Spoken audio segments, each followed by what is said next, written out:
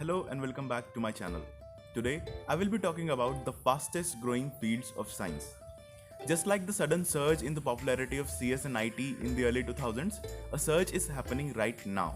With an increased demand of reliable and precise healthcare techniques, innovative agricultural tools, and pure and organic food production, the application of engineering in biological fields is also increasing. Adding to the general trend, the COVID pandemic has increased the demand even more. In order to prevent such pandemics from happening in future, and for that matter, stop this pandemic too, an intense work is going on not just in the field of biology, but in all the other sciences. Now, if you're not studying in any biological field and are thinking of turning off this video, stop right there. Because this video is for you too. This video is for everyone who's either studying or is willing to study in any field of science. As our problems are getting bigger and bigger, the modern science is becoming more and more interdisciplinary. The divisions between all the other fields of science are dissolving, and scientists from all the other fields are coming together to solve the problems. Agriculture, food, and healthcare being the basic necessities, the inclusion of all the other fields into biology is even more. So stick to the end where I explain the career prospects, not just for bioengineers but for everyone. I'll start with a brief introduction. You can skip around the video to whichever section you want. All the timestamps are given in the description below. Biotechnology utilizes biological systems, living organisms, or parts of it to develop or create different products not specific to the medical sector. Biomedical engineering is the application of engineering principles and design concepts specifically to medicine and healthcare.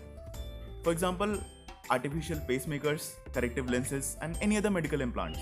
If you're someone who wants to take up these fields in college, or someone who's already studying in these fields, or if you're someone who's studying in any other field and wants to work in these fields in future, or if you're just curious, knowing the difference between biotechnology and medical engineering becomes essential.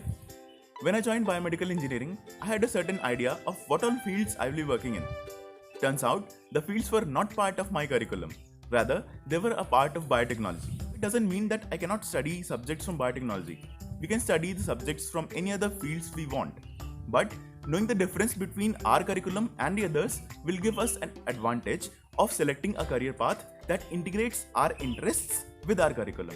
If we know our course constituents beforehand, we can optimize and possibly reduce the effort in going non-core. Now coming to the difference part, the two major differences between these two fields are based on constituents and their applications. Biotechnology consists of subjects like genetics, molecular biology, biochemistry, biostatistics, microbiology, and many more. Whereas biomedical engineering consists of bioinstrumentation, medical imaging, biomedical signal processing, biomaterials, biomechanics, and a lot more. Now coming to the application part, biotechnology finds its main application in agriculture, genetically modified plants, biofuel, biological treatment in industries like paper production, textile and food, etc. Whereas biomedical engineering is applied to design and development of medical devices, medical implants, stem cell engineering, regenerative medicine, and a lot more. Some people often refer to biomedical engineering as a subset of biotechnology because there are lots of subjects that are common in both the fields. These differences only exist at the very basic level. At a higher level, these fields are highly interdisciplinary. Now comes the most interesting part. What is the scope of these fields? How are these fields relevant to other engineers like computer science, chemical engineering, mechanical engineering, and any other?